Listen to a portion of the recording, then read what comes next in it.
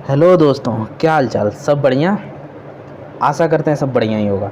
चलिए, तो आज हम लोग मोशन जो गति का चैप्टर हम लोग पीछे लेक्चर्स पढ़े हैं सारे, उस पर क्वेश्चंस करने की कोशिश करेंगे। जैसे मान लीजिए एक क्वेश्चन हमने ऐसे कर रहा है कि दूरी और विस्थापन से एक क्वेश्चन ले रहे हैं कि दूरी और विस्थापन में कैसे क्वेश्चन समझेंगे। जैसे हम एग्जाम्पल ले रहे हैं, जैसे मान लीजिए एक वृत्ताकार मैदान है, ठीक, जिसकी त्रिज्या बोल सकते हैं, जिसकी त्रिज्या जो है त्रिज्या 7 मीटर है, ठीक ना। एक क्वेश्चन है, इसको समझेंगे बढ़िया से। जिसकी त्रिज्या 7 मीटर है और एक लड़का है, मान लीजिए जो भी एक लड़का है, यहाँ से चलना शुरू कर रहा है, ठीक, यहाँ से चलना शुरू कर रहा है, वो चलते चलते चलते चलते चलते चलते चलते चलते चलते ऐसे ऐसे आ रहा है। मतलब बीच में खेत है, वृत्ताकार खेत है जो 7 मीटर जिसकी त्रिज्या है, 7 मीटर या फिर 70 मीटर ले सकते हैं, थोड़ा सा अच्छा रहेगा, 70 मीटर ले लेते हैं, क्योंकि 7 मीटर त्रिज्या तो बहुत छोटा हो गया ना, खेत 70 मीटर है। यहाँ पर लिख रहे हैं जिसकी त्रिज्या कितना है, 70 मीटर है। तो 70 मीटर इसकी त्रिज्या है, तो कोई भी एक लड़का है जो कि यहाँ से चलना शुरू करता है और खेत से अंदर नहीं प्रवेश करता है, यहाँ से चलते चलते यहाँ पे चला आता है। तो सवाल ये है कि दूरी बताइए कितना होगा, और दूसरा सवाल है कि विस्थापन बताइए क्या होगा। यही दो क्वेश्चंस है। तो पहले तो आप वीडियो को रोकिए, पॉज करिए, फिर उस क्वेश्चन को सॉल्व करिए कि दूरी कैसे निकालें और विस्थापन कैसे निकालें। तो अब चलिए, अब हम बताते हैं। हम मान के चलने की पॉज करके लगा चुके हैं, अब हम बता रहे हैं कैसे लगाते हैं। देखिए, दूरी का मतलब चले गए रास्ते की लंबाई। मतलब जब यहाँ से जब ये ऐसे ऐसे चल रहा था, यहाँ तक पहुँचा, जब यहाँ से चल के ये यहाँ तक पहुँचा, तो उसने ये दूरी कितना चली, रास्ते की लंबाई क्या है, मतलब ये लंबाई कितना है, वही तो होगा दूरी। लेकिन विस्थापन क्या होता है, ये दूरी। समझ में आ रहा है ना, विस्थापन क्या होगा, ये दूरी। तो देखिए, हमको पता है कि त्रिज्या है 70 मीटर, तो कुल दूरी कितना होगी, व्यास के बराबर, अरे सॉरी, कुल विस्थापन कितना होगा। देखिए, लड़का चला तो ऐसे था, लड़का जो है चला तो ऐसे था, लेकिन वो विस्थापित कितना हुआ, सिर्फ इतना ही हुआ ना। अरे अपनी जगह से यहीं पर चलाया ना, शॉर्टकट दूरी देखेंगे ना विस्थापन के लिए। दूरी तो ये है, तो हम पहले विस्थापन ही निकाल देते हैं, ठीक ना, दूरी बाद में निकालते हैं। तो देखिए, विस्थापन निकालेंगे तो ये यहाँ से यहाँ तक की दूरी कितना होगी। देखिए, यहाँ से यहाँ तक दूरी 70 है, तो ये भी 70 होगा, तो पूरा मिला के 140 होगा, यानी कि विस्थापन कितना आएगा, 140 मीटर।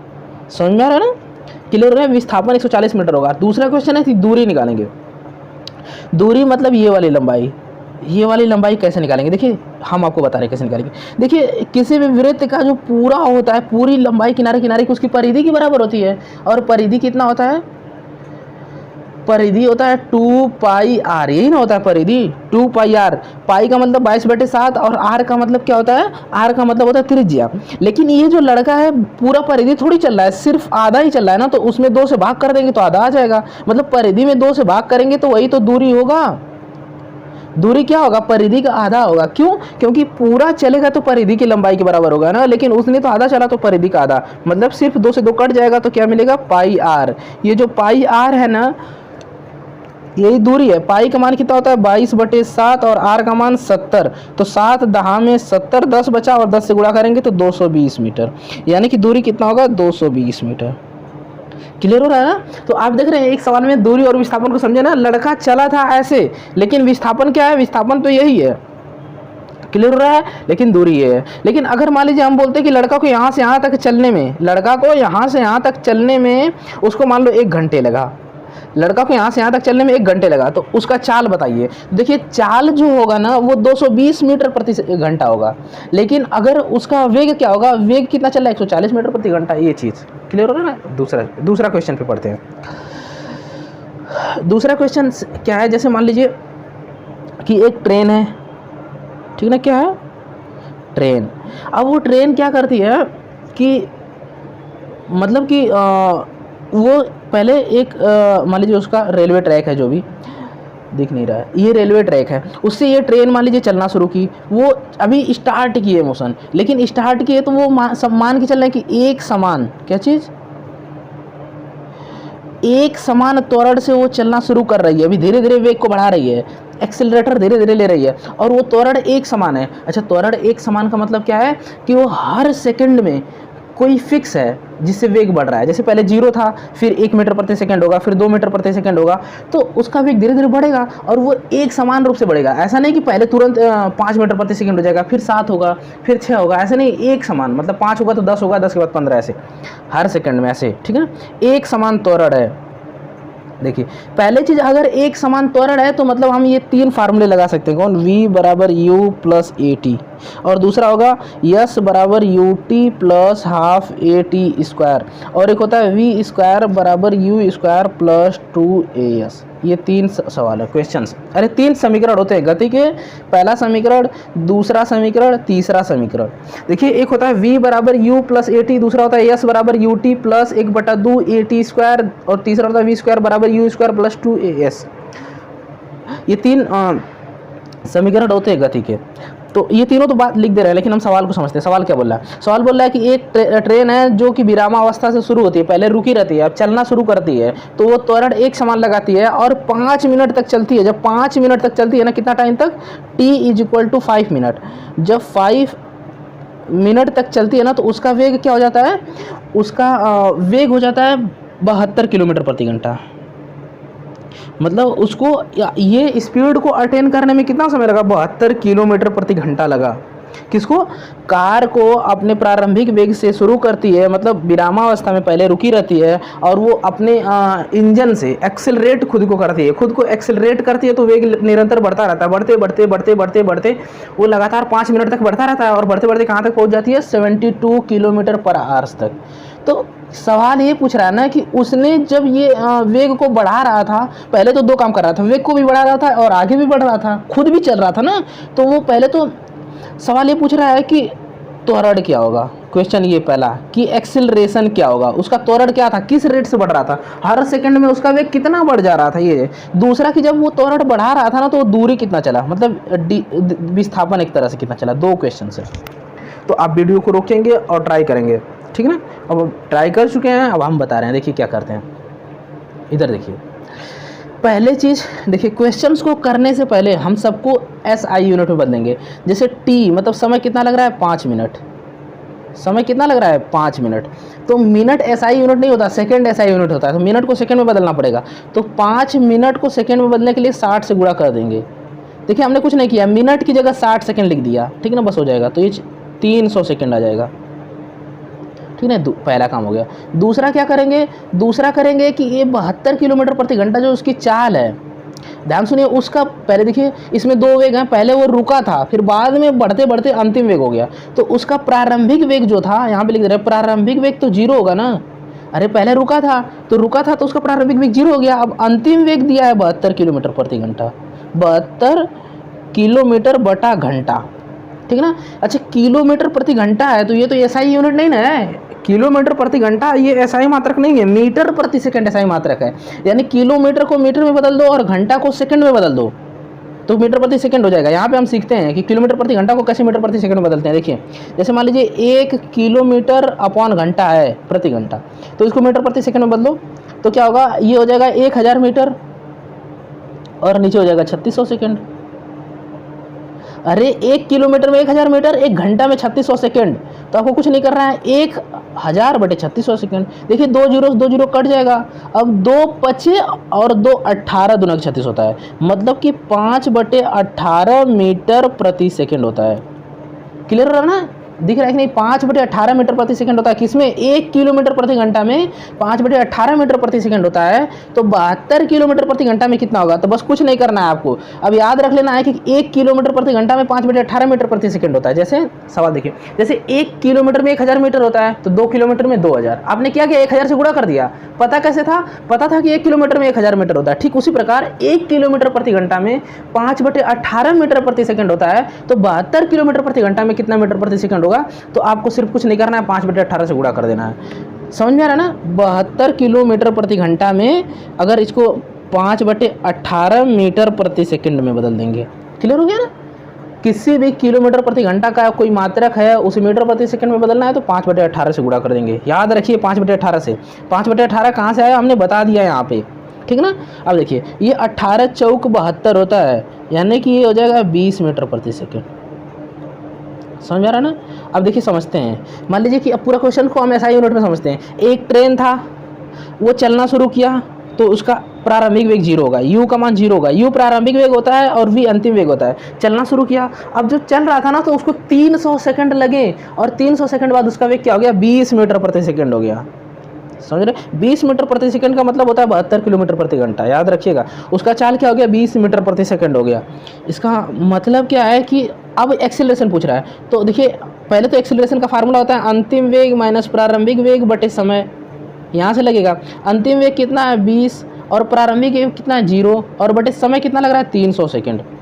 तो अब क्या होगा 20 बटे 300 करेंगे, 1 0 से 1 0 कट जाएगा, 2 1 कम में 2 15 2 29, मतलब 1 बटे 15। एक्सीलरेशन कितना आ जाएगा, एक्सीलरेशन आ जाएगा 1 बटे 15 मीटर प्रति सेकेंड स्क्वायर, ये आ गया। अच्छा मीटर प्रति सेकेंड स्क्वायर त्वरण का मात्रक होता है, इसलिए हमने उसको मीटर प्रति सेकेंड में ही रखा। हमारा त्वरण आ गया। दूसरा तरीका से कैसे लगाएंगे, देखिए दूसरा तरीका से हम लगाना सिखाते हैं आपको। हम लोग दूसरा तरीका से सीखने जा रहे हैं कैसे लगेगा। देखिए पहले चीज़ तो देखिए हमको पता है कि एक कार थी, ट्रेन था, वो 5 मिनट यानी 300 सेकंड तक चला और फिर उसका वेग बढ़ करके कितना हो गया 20 मीटर प्रति सेकंड हो गया। यही है, ये 5 मिनट लगा 72 किलोमीटर प्रति घंटा है, बस हमने ऐसा यूनिट पे लिख दिया। वो लगातार चल रहा है, लगातार चल रहा है, तो हम त्वरण कितना आया है, त्वरण आ गया है 1 बटे 15 मीटर प्रति सेकंड स्क्वायर। लेकिन ये तो हमने फार्मूला से लगाया, लेकिन गति के समीकरण से कैसे निकालेंगे, देखिए कैसे निकालेंगे हम बताते हैं। देखिए समय जो होता है टी से नापते हैं और ये v है प्रारंभिक वेग और ये u है, मतलब पहले रुका हुआ था, तो रुका हुआ पहले था, बाद में वेग बढ़ा तो 0 मानेंगे। देखिए पहला समीकरण v बराबर u प्लस ए टी, एक है s बराबर U T plus 1/2 A T square, फिर है वी स्क्वायर बराबर यू स्क्वायर प्लस का 2as। अब ध्यान दीजिएगा थोड़ा सा, हमको क्या पूछा था पहले सवाल में, त्वरण पूछा था, तो त्वरण निकालते। देखिए त्वरण कौन कौन से फार्मूले में है, देखिए इसमें भी एक है, ए ही ना त्वरण होता है, वही निकालना है हमको। इसमें भी त्वरण है, इसमें भी त्वरण है, मतलब तीनों फार्मूले लग सकते हैं, ठीक, तीनों फार्मूले लग सकते हैं। लेकिन हमारे पास पता क्या था, हमारे पास तीन ही चीज़ पता था ना, एक तो प्रारंभिक वेग पता था, दूसरा समय पता था और तीसरा अंतिम वेग पता था। यही तीनों पता था ना, और कुछ पता था क्या, सॉरी मीटर प्रति सेकंड होगा, मतलब प्रारंभिक वेग, समय और अंतिम वेग पता था, और कुछ तो पता नहीं था हमको। लेकिन देखिए ध्यान से, अगर ये वाला फार्मूला लगाएंगे तो इसमें विस्थापन भी है, तो विस्थापन पता होगा तभी दूसरा लगेगा, और इसमें अगर हमको त्वरण निकालना है तो विस्थापन है, तो ये भी निकालना पड़ेगा, मतलब पहले दूरी निकालना पड़ेगा तभी निकलेगा ना। तो हमको त्वरण पता करने के लिए सिर्फ एक ही फार्मूला है, यहाँ से लगेगा त्वरण, समझ में आ रहा ना, त्वरण कैसे निकलेगा, उस फार्मूले से निकलेगा। हाँ तो कैसे निकालेंगे, देखिए त्वरण निकाल चुके हैं, लेकिन गति के समीकरण से कैसे निकालेंगे वो हम सिखा रहे हैं। v बराबर u प्लस ए टी से निकालेंगे। v का मान कितना है 20, ये अंतिम वेग है। SI यूनिट में रखेंगे, ध्यान दीजिए यहाँ पे 72 नहीं रखेंगे, क्योंकि SI यूनिट वो नहीं है। u कितना है 0 है प्रारंभिक वेग, a निकालना है तो रखो, और t का मान कितना है, t का मान है 300, ठीक ना। तो यहाँ से हो जाएगा 20 बराबर, ये तो 0 है कोई मतलब नहीं, ये 300 a हो जाएगा, गुणा होगा तो 300 है, 300 इधर आके भाग होगा तो 20 बटे 300, सॉरी दिख नहीं रहा है क्या, 20 बटे 300 आ जाएगा, इधर 300 भाग हो जाएगा a, यानी कि त्वरण बराबर फिर से 1 बटे 15 ये मीटर प्रति सेकंड स्क्वायर, ये त्वरण आ गया। अब त्वरण निकाल गया, अब विस्थापन निकाल दो। विस्थापन का फार्मूला होता है, विस्थापन का फार्मूला क्या होता है, S बराबर होता है U T plus half A T square होता है, ठीक। एक पहला समीकरण होता है और एक और समीकरण होता है वी स्क्वायर बराबर यू स्क्वायर प्लस 2as। तो ये दोनों समीकरण से विस्थापन निकाल सकते हैं, हम दोनों से निकाल के दिखाएंगे, आपको थोड़ा सा समझ पाए चीज़ों को कि क्या चल रहा है, ठीक ना, दोनों से निकाल के दिखाते हैं।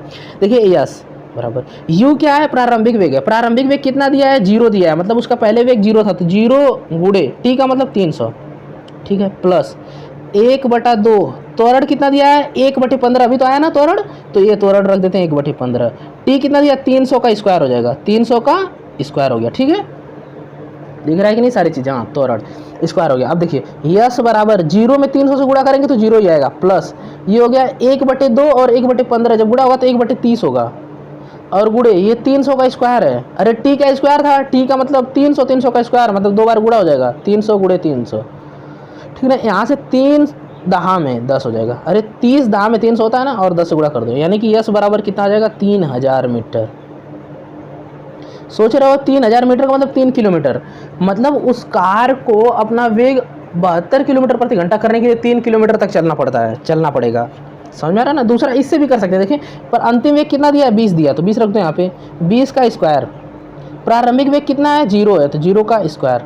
और ये रहा 2a का मतलब त्वरण 1/15 है, और s निकालना है तो s रख देते हैं, ये 5 है, ठीक ना। तो ये 2/15 हो जाएगा, यहाँ से मिलेगा 400, यहाँ क्या होगा 2/15 s हो जाएगा, ठीक ना।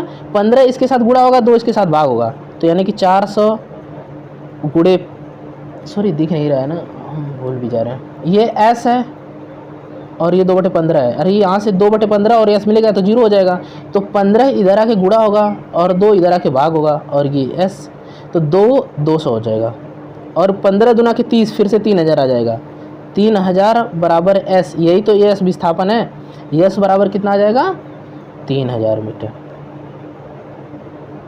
समझ में आ रहा ना। तो आप किसी भी तरीके से इधर से भी 3000 आएगा, उधर से भी 3000 आएगा, तो हमने दोनों क्यों लगाया, आपको समझाने के लिए कि गति के समीकरण लगाते कैसे। देखिए गति का 3 समीकरण होते हैं, v बराबर u प्लस at, दूसरा समीकरण होता है s बराबर ut plus half at square, तीसरा होता है v स्क्वायर बराबर u स्क्वायर प्लस 2as।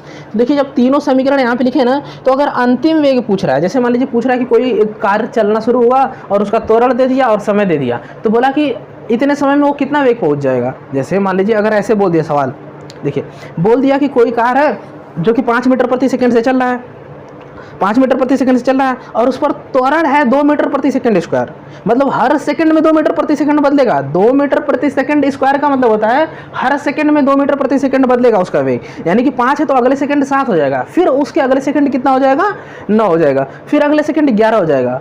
ऐसे मतलब प्रारंभिक वेग दे दिया 5 मीटर प्रति सेकंड और त्वरण दे दिया 2 मीटर प्रति सेकंड स्क्वायर, और बोला कि 50 सेकंड में उसका वेग क्या हो जाएगा।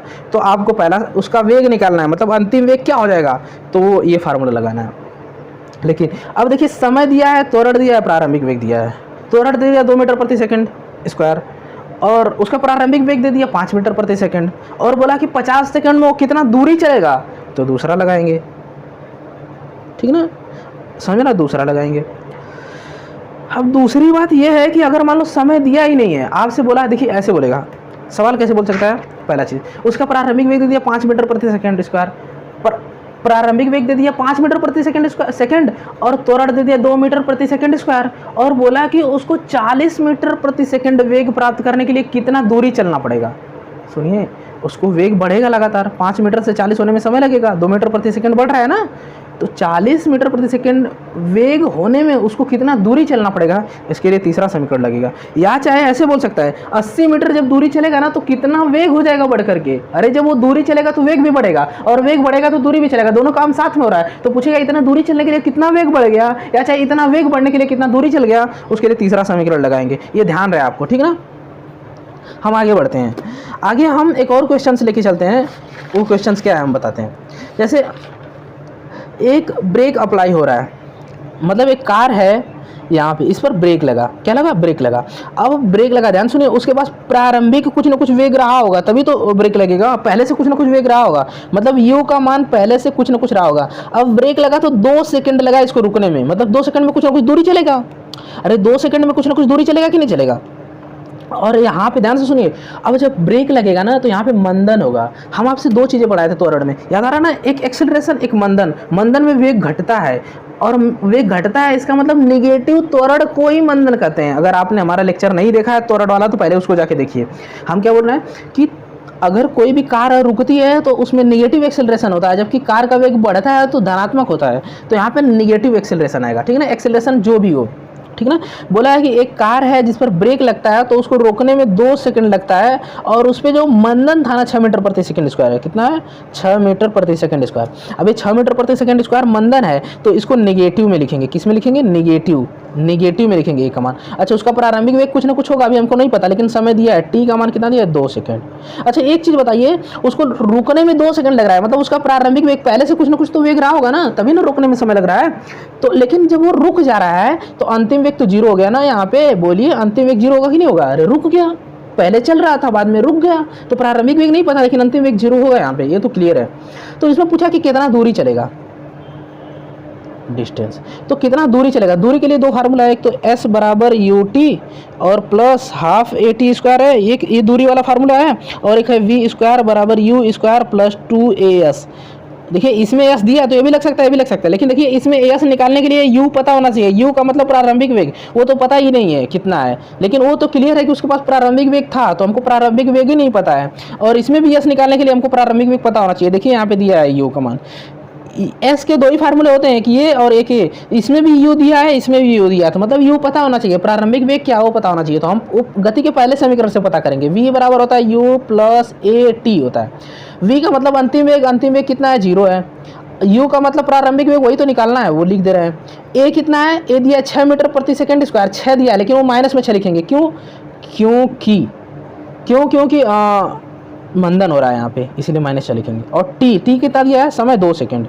तो यहाँ से हो गया 0 बराबर u, ये प्लस माइनस मिलकर माइनस होगा, 6 दूना के 12 मतलब -12, यानी कि u बराबर कितना आ जाएगा, 12 मीटर प्रति सेकंड। ये प्रारंभिक वेग आ गया, समझ में आ रहा ना। अब प्रारंभिक वेग आ गया, गति के तीनों समीकरण में से कोई एक समीकरण लगा दीजिए, आंसर आ जाएगा। उसमें क्या, हम कोई लगा दे रहे हैं, एस बराबर लगा दे रहे हैं। ये क्या है, U T plus half A T square. देखिए यू की जगह क्या लिखेंगे, 12, टी की जगह क्या लिखेंगे, 2 प्लस 1/2। ए की जगह क्या है, ए त्वरण है, त्वरण की जगह -6 लिखेंगे। ध्यान दीजिएगा, -6 क्यों लिखेंगे अभी, क्योंकि मंदन हो रहा है। टी का मतलब 2, टी मतलब सेकंड था, समय था, समय उसका 2 का स्क्वायर मतलब 2 बार गुणा, ठीक है ना। तो यहाँ पर क्या हो जाएगा, s बराबर हो जाएगा 12 दूना के 24। यहाँ से 1 2 से 1 2 कट जाएगा और ये 6 दूना के 12 होगा, लेकिन ये एक माइनस है, उसकी वजह से यहाँ पे -12 आएगा। अब 24 में से 12 घटेगा तो 12, यानी कि 12 मीटर। क्लियर हो रहा है ना। मतलब उस कार को 2 सेकंड में रोकने के लिए कितना दूरी आगे चलेगा, 12 मीटर। 12 मीटर तक ब्रेक लगेगा और सरकता हुआ जाएगा, समझ रहा ना, सरकता हुआ ऐसे 12 मीटर तक चला जाएगा। ये बातें क्लियर हो रहा है कि नहीं, समझ में आ रहा है सारी चीज़ें। हम ये गति के तीसरे समीकरण से भी निकाल सकते हैं, ठीक ना। अब एक चीज़, त्वरण निगेटिव लिखा है, इसका मतलब समझते हैं। देखिए जब मान लीजिए हमारा कोई कार है, ठीक है ना, अब ये ब्रेक लगाया ना, ब्रेक लगाता है ना, तो एक क्या होता है, इस पर इधर की तरफ त्वरण लगता है। देखिए ये मान लीजिए चला तो इधर, शुरू में ये चला तो इधर, लेकिन इस पर ब्रेक लगेगा पीछे की तरफ, समझ में आ रहा है ना, इसीलिए निगेटिव होता है। ये चल रहा है इधर और ब्रेक इधर की तरफ अरे ब्रेक मतलब जो त्वरण है इधर की तरफ लगेगा, उसीलिए निगेटिव लेते हैं। ये बातें क्लियर हो गई, ठीक ना। अब एक और क्वेश्चंस, मेनली क्या है कि इस टॉपिक से आपको जो भी क्वेश्चन ना आए, जो क्वेश्चन आप कर रहे हैं, क्योंकि हम पूरे क्वेश्चन कराने लगे तो टाइम बहुत कम है, ठीक ना। आपको करना क्या, सिर्फ डाल देना है कि ये प्रश्नावली, ये वाला क्वेश्चन नंबर, कोई भी, मतलब अगर समझ में नहीं आ रहा है तो उसको आप डालना है, एकदम बढ़िया से एक्सप्लेन करके हम यहाँ पे आपको देंगे।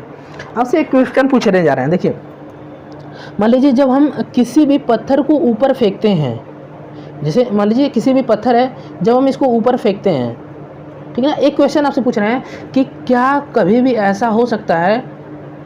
अच्छा पहले एक चीज़ और जान जाइए आप लोग ना, क्या कि जब कोई वस्तु चलती है ना, तो अगर इसका वेग बढ़ रहा है तो जो त्वरण है इसी की दिशा में है, लेकिन अगर वेग घट रहा है तो त्वरण विपरीत दिशा में। याद रहे, किसी भी वस्तु का वेग बढ़ना मतलब त्वरण उसी की दिशा में है, वेग का घटना मतलब त्वरण विपरीत दिशा में है। ये ध्यान दीजिएगा थोड़ा सा।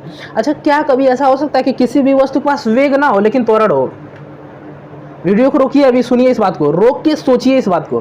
क्या किसी भी वस्तु में वेग ना हो, मतलब वेग शून्य हो, लेकिन उसके पास त्वरण हो, त्वरण होते हुए भी वेग शून्य हो? ऐसा हो सकता है किसी के पास? सोचिए, वीडियो रोक करके सोचिए। अच्छा आप सोच लिए तो चलिए हम बताते हैं। जैसे मान लीजिए एक पत्थर है, हमने ऊपर की तरफ फेंका, जब ऊपर की तरफ फेंका तो जब वस्तु जब ऊपर पहुंचती है ना, ऊपर हिस्से पर, तो उस पर नीचे की त्वरण लगता है, लेकिन कुछ समय के लिए उसका वेग शून्य होता है।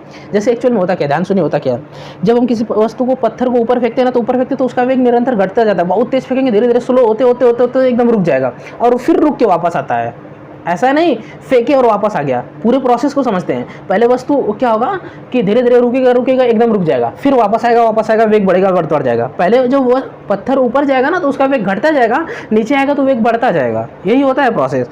मतलब जब वो पीक पर होता है ना, सबसे ऊंचे वाले बिंदु पर होता है ना, तो वहाँ पे उसका वेग शून्य होता है, लेकिन त्वरण शून्य नहीं होता है। अगर त्वरण भी शून्य हो जाए तो उसके वेग को बदलेगा ही नहीं, और वेग को बदलेगा नहीं तो वेग वही रह जाएगा ना। सोचिए, अरे किसी भी वस्तु में त्वरण होता है तभी तो वेग बदलता है। और मान लीजिए वो वस्तु ऊपर वाले बिंदु पर पहुंच गया और वहाँ पे वेग शून्य होता है और त्वरण भी शून्य हो जाए तो वेग बदलेगा क्यों?